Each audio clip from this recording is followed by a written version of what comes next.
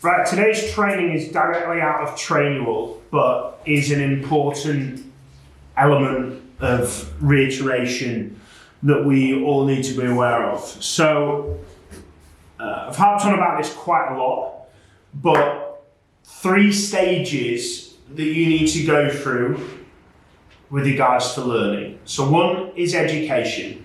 So education-based learning is reading your script, listening to things online, watching videos, reading blogs, etc. So if you think about that as what I regard as if we've all been to some level of education, basically it's the same of training in a school, reading a textbook, etc. So an important element is being able to know what you're going to share. So if we think about from a script perspective, if you don't know your script, when it comes to the second stage, which is emotional learning, and you're doing role play, and you sat like this the whole time, hello, it's Cosmos, it's Sean, right? And we're going through all of that.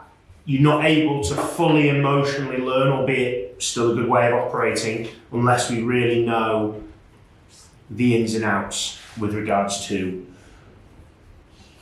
the actual script itself. So, third is immersion. Immersion is experience. The reason we get, when anybody starts and continue as you progress your career, to do more and more BD dials and BD calls is not because you are likely to get a vacancy from that. You are likely to build reputation, you are likely to build connection, build contacts, have somebody's name, have your name in someone's phone book, etc.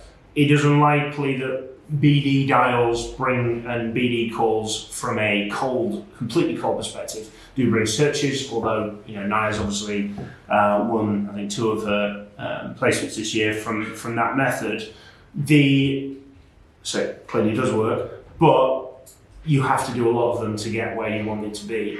The reason you're doing it is because you need the experience, right? The reason that when you did PE at school, you used to do like drills, and then everyone was waiting for game time at the end, and you did a practice game. Well, they still use that in football. You will have practice games. If you watch the England training at the moment, they're not just doing, oh, how do you pass the ball better? Where do you hit the ball? Oh, right, now let's do a little bit of role play training of passing the ball from, from Kane to someone else.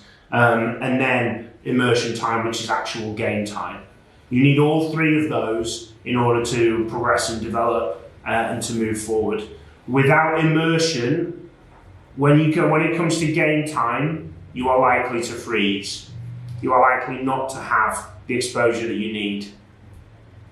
So let me put this in perspective. If you've done 50 BD calls, or you've done 10 BD calls, it's probably likely that the person that's done 50, providing everything else is equal, is going to be more competent than the person who is doing or has done 10, because they are going to be able to handle something better.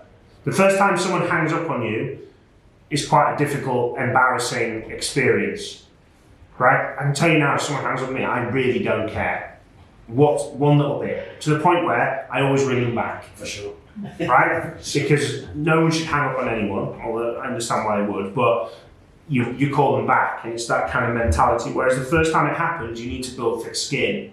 The first time you learn, you don't suddenly go from not being able to talk as a child and then being fully, coherent and a complete linguist 2 days later. It takes a long time to build vocabulary, it takes a long time to be able to articulate, and even some people now, having conversations like this could be a little bit uncomfortable, but even if you push all the way forward to going from that, so even having a conversation like this could be uncomfortable. Even running your first morning meeting when you become a senior associate could be uncomfortable. Even standing in front of a group of 10 people and having a conversation. Someone leading a training like this when you first do it is uncomfortable. Somebody speaking in front of hundreds of people is uncomfortable. Over and over and over again. You're subject matter expert, you've practiced it. Now practice could be verbally talking aloud, could be going home, speaking with your parents, speaking with your brother, sister, partner, best friend, whoever it would be, and blocking and tackling it. It could be doing role play in the office, and then into the immersion time and that game time. Okay, you practice all you like if you think about candidate interviews, but until you actually interview a candidate, you don't really know the full extent of what you're doing and the kind of questions that may get asked. And when you've interviewed, I don't know who it is, might be Tim Ferriss, that argues on the 10,000 hour rule. You're not an expert, you don't know anything in anything until you've done 10,000 hours in it. Now, if you think about that as business development time on the phone, you think about that as interviewing with candidates, all those different areas. So the message here is it's focusing on those three areas. The bit that everyone usually gets scared of and gets intimidated by is immersion. I regularly get asked what separates good recruiters from bad recruiters, and why does somebody go who's got the same years of experience and one person bills X and one person bills Y. It's usually down to their ability to learn quickly and their ability to do. If somebody's fear overconsumes them on the experience immersion side, it's usually that therefore they will be slower. So someone who, and if we look at the 10 to 50 rule, 10 BD calls versus 50 BD calls, okay, that's only a space of 40, but in the space of a year, it's a lot. Okay, so running through over and over and over again with that.